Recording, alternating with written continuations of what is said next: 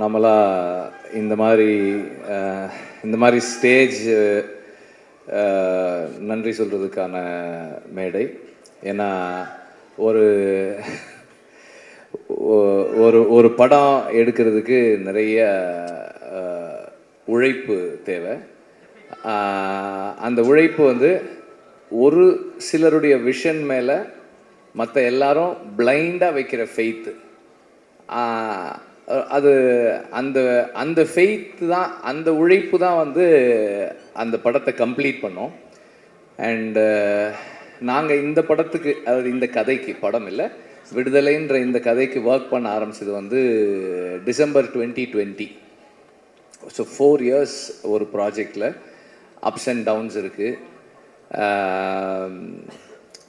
இந்த படத்தில் நடிக்கும்போது கல்யாணம் பண்ணவங்க குழந்தை பிறந்து குழந்தைய ஸ்கூலுக்கெல்லாம் அனுப்பிட்டாங்க. அவ்வளோலாம் நடந்திருக்கு. அவ்வளோ காலம் நாங்கள் ஒர்க் பண்ணியிருக்கோம். அண்ட் இவ்வளவு காலம் ஒரு ஒரு ஒரு கதை, ஒரு ஐடியாலஜி, அந்த ஐடியாலஜியை புரிஞ்சிக்க முயற்சி பண்ணுற ஒரு டீம், அந்த டீமோட பிளைண்ட் ஃபெய்த்தில் ட்ராவல் பண்ண ஒரு 400-450 பேர், ஸ்டார்டிங் ஃப்ரம் த ப்ரொடியூசர். எல்லாருமே இந்த ஜேர்னியை வந்து ரொம்ப முழுசாக மனப்பூர்வமாக ஒர்க் பண்ணது, ரொம்ப கமிட்மெண்ட்டோடு பண்ணது. லாஸ்ட் டைம் வந்து நான் லிஸ்ட்டு எழுதி எல்லார் பேரையும் படித்தேன். அப்போது கொஞ்சம் டைம் இருந்தது, இப்போ சுத்தமாக எனக்கு டைம் இல்லை. I'm very preoccupied with the final work. படம் முடிக்கிறதுக்கான முயற்சியில் இருக்கோம் நாங்கள், அதனால் ஐம் வெரி ப்ரீஆக்கியூபைட். பட் இருந்தாலும் as always I am very very grateful for the team. Cinema மாதிரியான ஒரு ஒர்க் வந்து கீழேருந்து மேலே வர்றது, ஒரு டைரக்டரோட விஷனுக்கு மேலேருந்து கீழே ஒர்க் பண்ணுறது, அது பார்க்குறதுக்கு அப்படி இருக்கும். ஆனால் வந்து ஒரு செட் அசிஸ்டண்ட்டு கரெக்டாக ஒர்க் பண்ணுறதும், ஒரு கார்பெண்டர் கரெக்டாக ஒர்க் பண்ணுறதும், ஒரு ஒரு ஹேர் ட்ரெஸ்ஸர் கரெக்டாக ஒர்க் பண்ணுறதும் தான் ஃபைனலாக அந்த டைரக்டரோட விஷனை வந்து கம்ப்ளீட் பண்ணும். ஸோ அப்படி எல்லாரும் ஒர்க் பண்ண ஒவ்வொருத்தருக்கும் நான் எப்போதும் போல் I am very very grateful. நன்றியெல்லாம் இல்லை, அதை தாண்டி ஐ எம் வெரி கிரேட்ஃபுல். ஏன்னா வந்து நானே பல இடங்களில் சொல்லியிருக்கேன், நான் சொல்லனாலும் கூட இருக்கவங்க சொல்லுவாங்க, என்னோட அசிஸ்டன்ட் டைரக்டர்ஸ் மாதிரி, என்னோட டீம் மாதிரி, அசிஸ்டன்ட் டைரக்டர்ஸ் இல்லை, என்னோட அசிஸ்டன்ட் கேமராமேனாக இருக்கட்டும், ஆர்ட் டைரக்டருடைய அசிஸ்டன்ஸாக இருக்கட்டும், எங்கள் ஸ்பாட்டில் எல்லாருமே என்னோட அசிஸ்டன்ஸாக தான் ஒர்க் பண்ணுவாங்க.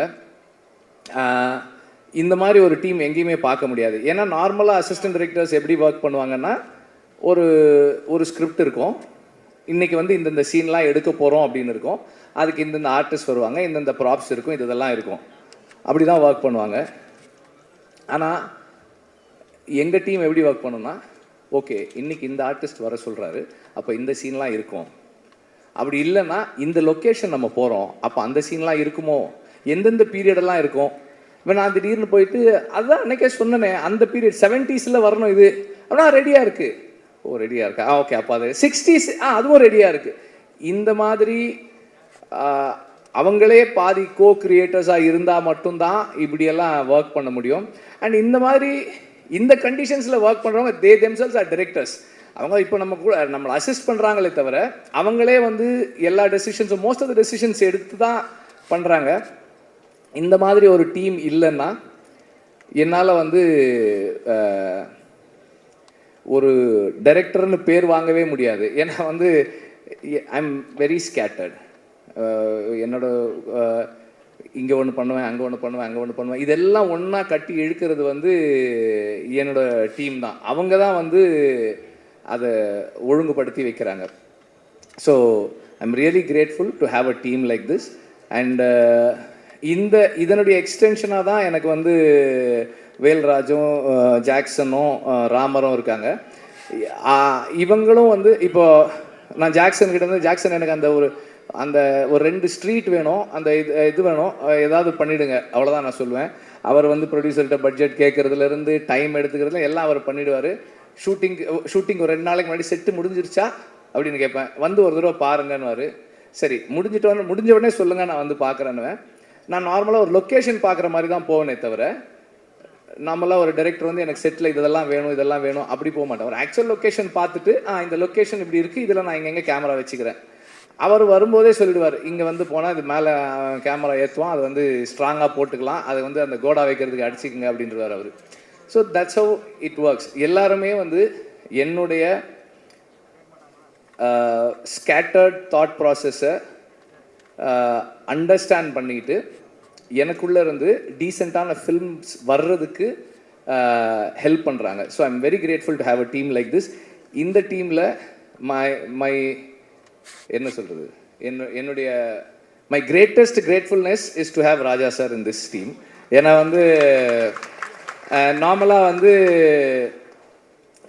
மியூசிக் நான் ஜிவியோட ஒர்க் பண்ணியிருக்கேன், சந்தோஷோட ஒர்க் பண்ணியிருக்கேன். சந்தோஷ் ஒரு மாதிரி ஒர்க் பண்ணுவார், ஜிவி ஒரு மாதிரி ஒர்க் பண்ணுவார். ராஜா சார் வந்து சரி வெற்றிமாறன், நீங்கள் வந்து நாளைக்கு காலையில் 9 o'clock வந்துடுங்க. நான் 9:10 போனேன்னா ஒரு இந்தாங்க இதை கேளுங்கன்னுவார். 4 டியூன் ஆல்ரெடி பண்ணிட்டு இருப்பார். அந்த 10 minutesல 4 டியூன் ரெடி பண்ணி வச்சிருப்பார் அவர். And is very punctual, which is little என்ன சொல்கிறது, எனக்கு அவ்வளோ கன்வீனியன்ட் கிடையாது. அது கொஞ்சம் இன்கன்வீனியன்ட்டாக இருக்கும் எனக்கு. ஆனால் இன்னைக்கு காலையில் 9 o'clock வரேன்னு 9:25 கால் பண்ணுறாரு. என்ன வெற்றிமாறன், என்ன இன்னும் வரல? சார் வந்துகிட்டே இருக்கேன் சார் அப்படின்னு அவசரமாக போனேன். ஸோ எனக்கு வந்து ஒரு அந்த மியூசிக் சைடில் எனக்கு எதுவுமே கவலையே இல்லை. நான் யோசிக்கவே மாட்டேன். அவர் சார் இந்த மாதிரி ஒரு சாங் சார், ஓகே. இந்த மனசில் சாங் அப்படி தான். ஒரு சார் நான் வந்து ஒரு சீக்வன்ஸ் பண்ணியிருக்கேன் சார், ஐ திங்க் ஒரு சின்னதாக ஒரு சாங் இருந்தால் நல்லாயிருக்கும்னு எனக்கு தோணுது சார், அந்த சீக்வன்ஸ் காட்டுறேன் அப்படின்னா. சரி காட்டுங்கன்னாரு. நான் காமிச்சேன். அதில் இந்த ப்ரொட்டாகனிஸ்ட் வந்து அந்த ஃபீமேல் ப்ரொட்டாகனிஸ்ட் லீட் கிட்ட ப்ரொட்டாகனிஸ்ட் அவன் பேசிகிட்டு இருக்கான். பேசும்போது எனக்கு இது இந்த இடத்துல பேசலாமான்னு தெரியல, ஆனால் பேசாமல் இருந்தால் ஒரு மாதிரி இருக்குது, ஒரு மாதிரி அன்கம்ஃபர்டபுளாக இருக்குது அப்படின்னு சொல்லி அவன் சொல்லுவான். சீன்லாம் பார்த்தாச்சு. ஒரு 2 days கழிச்சு ரெக்கார்டிங் கம்போசிங் உட்காரலான்னு சொன்னார். ஒரு 5-6 டியூன்ஸ் கம்போஸ் பண்ணிவிட்டு அதில் ஒரு சீன் ஒரு டியூன் டிசைட் பண்ணோம். நெக்ஸ்ட் மார்னிங் அவர் கால் பண்ணார். இல்லை வெற்றிமாறன், நான் அதை யோசித்தேன், நான் வேறு ஒன்று பண்ணியிருக்கேன், நீங்கள் வாங்க அப்படின்னாரு. ஆக்சுவலாக நான் அவருக்கு காமிச்சேன், எனக்கு அந்த சீன் மறந்துருச்சு. இவர் டியூன் பண்ணிவிட்டு லிரிக் எழுதிட்டார்.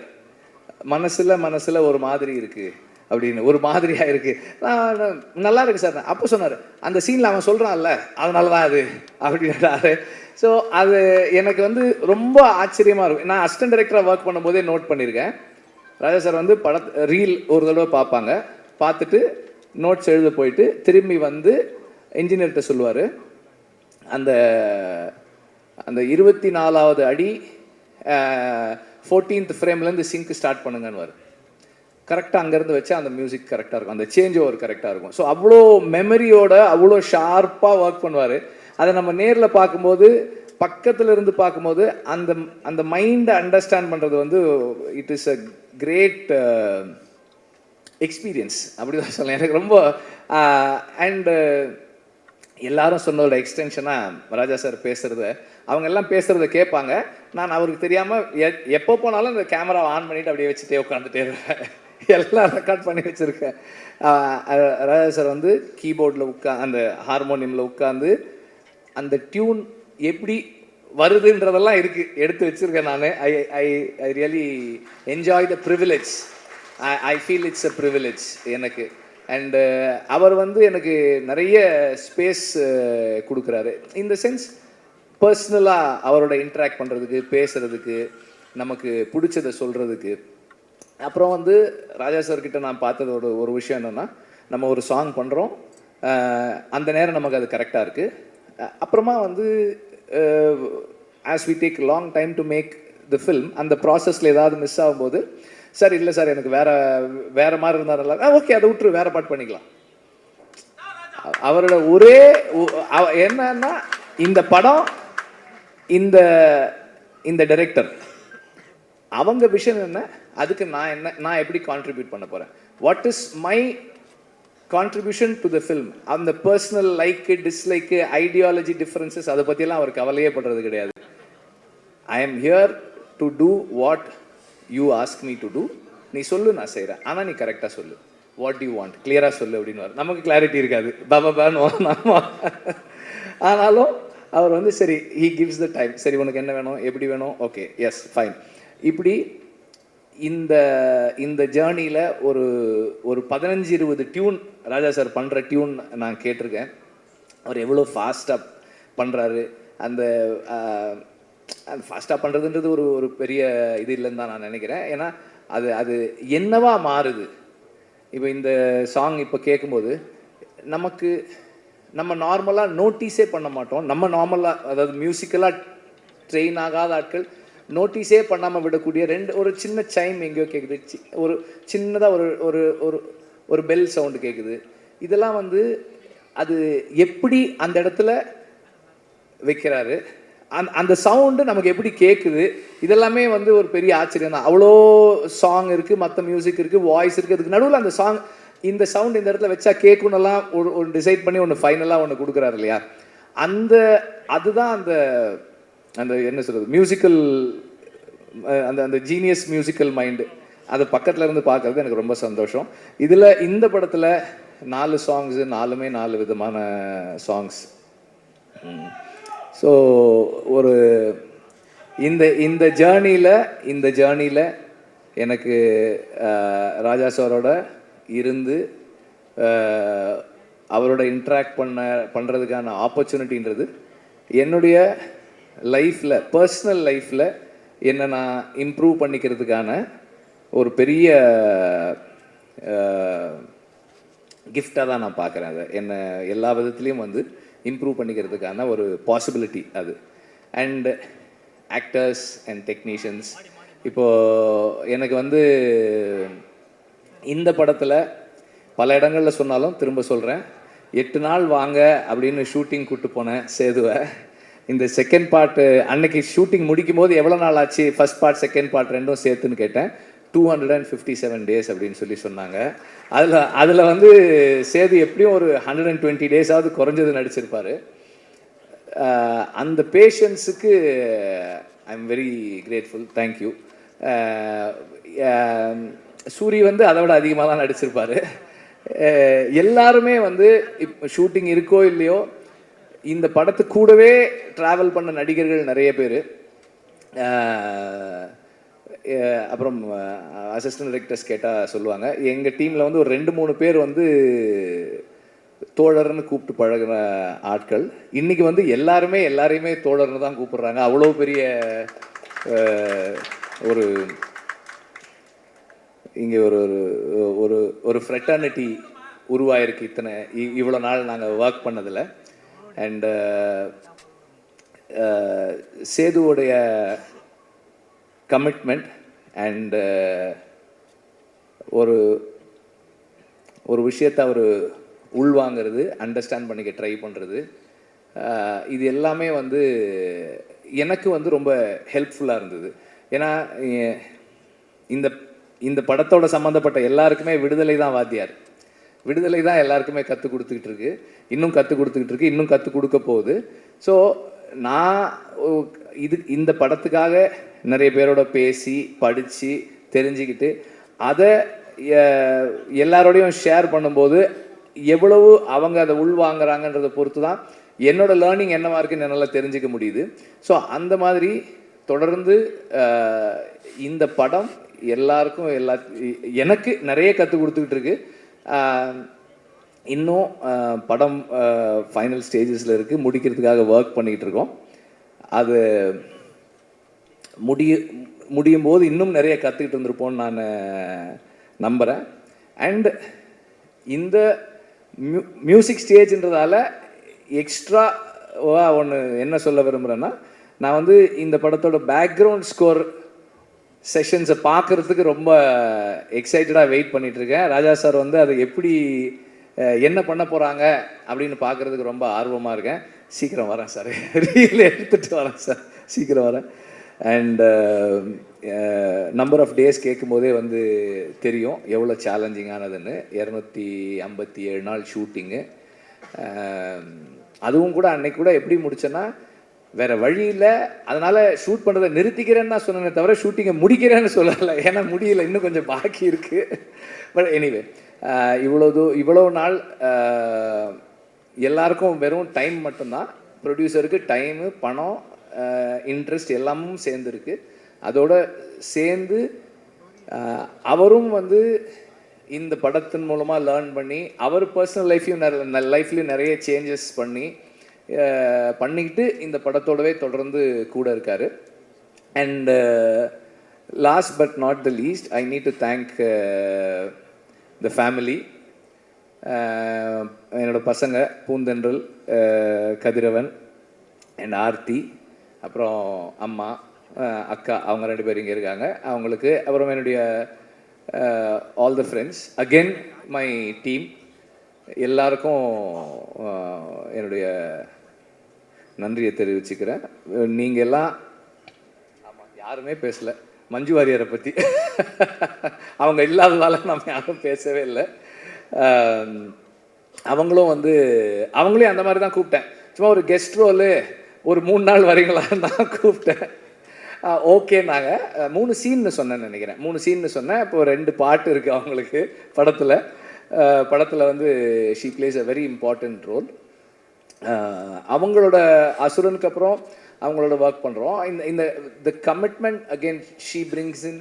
அந்த ஒரு கேரக்டருக்கு அவங்க கொடுக்குற லைஃப், அதுவும் வந்து ரொம்ப ஸ்பெஷலானது. இந்த ரோல் வந்து உண்மையிலேயே வந்து ஒரு ஸ்பெஷலான ரோல் தான் அது.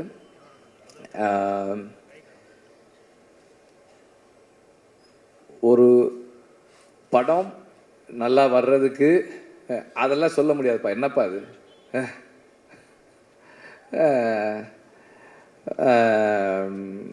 அவர் என்னுடைய நண்பர். அவர் ஒரு கம்பெனி வச்சுருக்காரு. அது என்ன கம்பெனி அது? இந்தியன் ஏதோ சேஃப்டி கம்பெனி, ஒரு கம்பெனி, இந்தியன் சினிமா சேஃப்டி கம்பெனின்னு ஏதோ ஒரு கம்பெனி வச்சுருக்காரு அவர். எங்கள் படத்தில் வந்து இந்த காட்டில் ஷூட்டிங் பண்ணும்போதெல்லாம் அவங்க வந்து அந்த சேஃப்டிக்காக ஒர்க் பண்ணாங்க, அந்த க்ரூ மெம்பர்ஸோட சேஃப்டிக்கு. அதை பற்றி சொல்கிறார் அவர். எனிவே ஒரு படம் ஒரு டீசெண்டான படமாக மாறுறதுக்கு அந்த டீம் தான் காரணம். அண்ட் அந்த டீமில் வந்து திரும்ப ரிப்பீட் பண்ணுறேன், assistant directors, assistant cameraman and art department assistant, managers, production assistants, எல்லாருமே வந்து அதில் இருக்கிறவங்க. அவங்களுடைய கமிட்மெண்ட் தான் வந்து அந்த படத்தை கம்ப்ளீட் பண்ணுது. So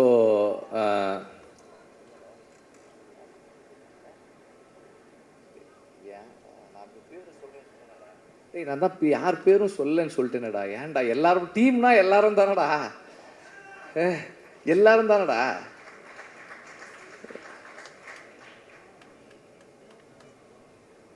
thank you.